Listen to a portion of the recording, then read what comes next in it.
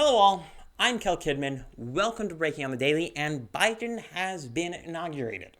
Now, I didn't watch the inauguration speech, only getting a few key quotes from it that I saw on many myriad social media platforms, some of which still being Twitter, which I still browse despite not posting on.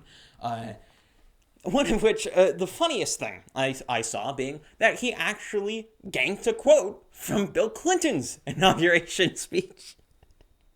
While at the same time using his rug in the Oval Office, which I find to be quite funny. Now, this isn't really what I want to talk about today, because there is still a lot of blackpilling going on throughout all of the internet and a lot of the places that you see online. No matter what sort of right-wing circles you find yourself in, you're going to see a lot of people over today and probably the next few months, at the very least, complain about how nothing will ever get done ever again, how this is the last battle we'll ever have. And as with most flawed positions, this requires a very small scope. So you see, if you broaden the scope just a bit larger, not even going outside of governance or politics, we haven't lost everything. As I've been saying over the past few weeks, 30 state houses, we have those. We have many local city councils, many local seats and state seats, governorships. We have lots and lots of resources to deal with any sort of thing that could be possibly coming out of the federal government. But many on the Black Hill side refuse to acknowledge these things. And I'm going to tell you exactly the reason why they don't acknowledge these things. And I think a lot of it has to do with the fall of Rome. Because lots of people look back at the fall of Rome and bring a lot of similarities, and bring a lot of similarities to the table as to the situation now with regard to America. And this is fair, because we do kind of look like we're in the middle of the fall of Rome. But people forget, and a lot of the black pillars who bring this up forget, particularly, that the reason Rome ended up falling, fundamentally, was through apathy of the public. Because the public ceased to care, ceased to believe that anything could be changed for the better, and rather subsisted on maintaining whatever level of stability they had to begin with, they lost it.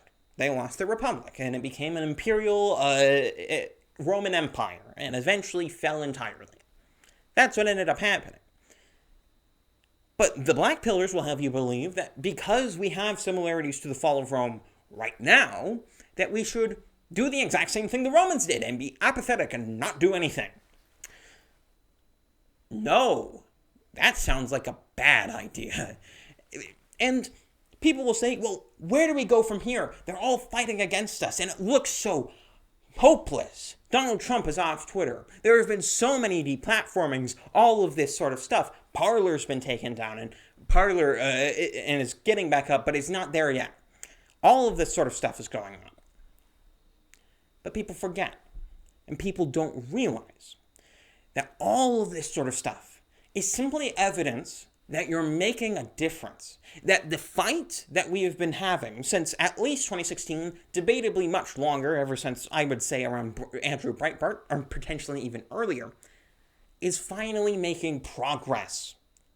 It wasn't until 2016 that anyone really cared, any of the people on the left of any sort of consequence really cared about what was going on in the right and what was happening with the groundswell of support coming from there. At that point, Donald Trump was elected. And what ended up happening over those next 4 years, and particularly in 2020, was the people on the right, people like me, people like all sorts of people, Ben Shapiro, whoever it might be, all right, who's on the right and was in politics and political commentary. We took our eyes off the ground.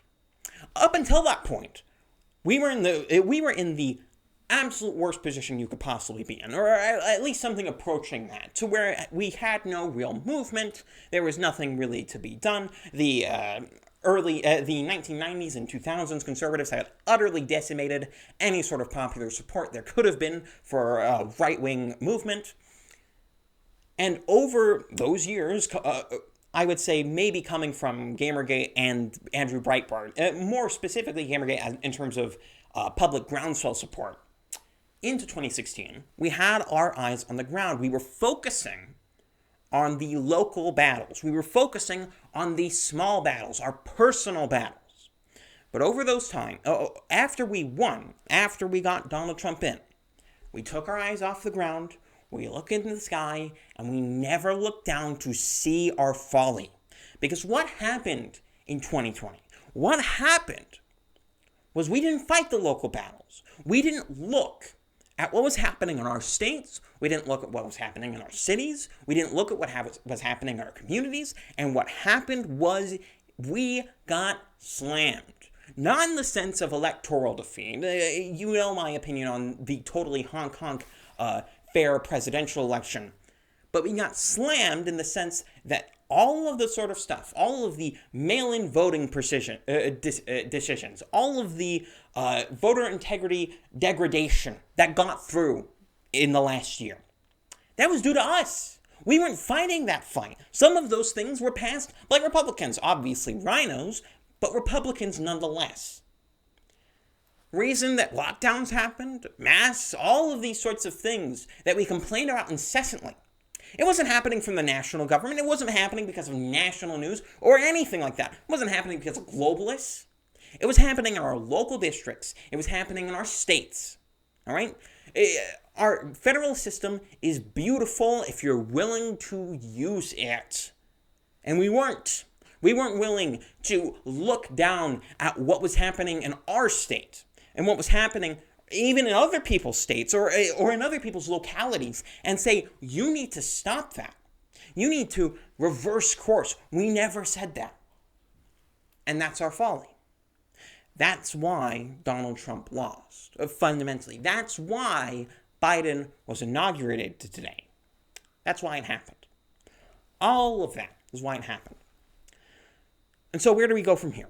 Now, for me, this is going to be very easy. I'm going to pretty much do exactly what I'm doing, except I'm going to focus more on local stories, at least personally. I don't know if Breaking on the Daily will do that, because it's kind of difficult to do local stories for a more national-styled program like this is.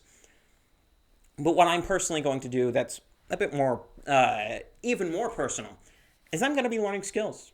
I mean, I've already talked about this in brief before, but I'm starting to learn programming, and I'm starting to learn using C++. And another thing I've done on top of that I haven't talked about at all, is I've started a journal. Now, I have not been a huge fan of journals throughout most of my life. I used to think of journals as a way of limiting what my potential mind could think of. A very pretentious train of thought that I had then. And what I've realized over the past few weeks of trying to do journal every day and doing it more and more often is that writing down what your ideas are, what you want to do, everything that's up here, it doesn't take away the sort of imaginative space. It doesn't add limitations. What it does is it makes you plainly, clearly, crystal clear, aware of just what limitations were there in the first place. What all of this sort of stuff has done for me. And this show, Breaking on the Daily, has done the same thing for me. It has really grounded certain parts of my political positions and made me think more practically about certain political positions I have. It has made me more solid. It has pushed me to be more solid in reality and having my ideas more focused around what is actually happening and what is happening personally to me, around me. It has made me realize where the limitations are in my thinking, and that has been a great help to me. And I suggest all of you, if you aren't doing a journal already, start one. If you aren't learning a skill already, learn one. If you have learned skills, but you aren't learning any skills right now, learn some more.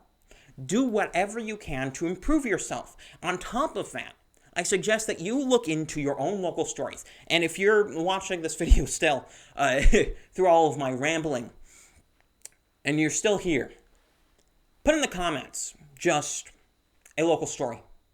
Give me a local story, and you know what? I'm going to try to talk about it. Throughout all of the places where I put this up, I'm going to be checking the comment section on this video, and if I see any interesting local stories, I'm going to bring them up. I'm going to talk about them. Because I need to talk about more local stories, and not just local stories in my place. All right? Because that's all well and good. It's all well and good to bring up whatever Utah stuff is going on. Of course, when you're outside of an election year, there's less interesting political local stories. But that's beside the point. If there are any interesting local stories, give them to me. I really, really do want to see them. And, I hope to see them. And I think that's where I'm going to leave you there. Do put them down in the description. I am really, really interested in. And check me out on Minds or other places. Because if it doesn't get into a Breaking on the Daily, I might put it out on Minds. Just if I don't have something substantial to talk about. Like if I don't feel like I can talk about it a lot, but I still find it interesting, I'll put it up on Minds. Or I'll put it up on Gab or wherever I'm posting at the time. And this has been Breaking on the Daily. I'm Kel Kidman. I'll see you guys tomorrow, and even the next day. It's going to be strange. It's going to be a bit of a strange week. Well, that's all. I'm Kel Kidman, and I'm out.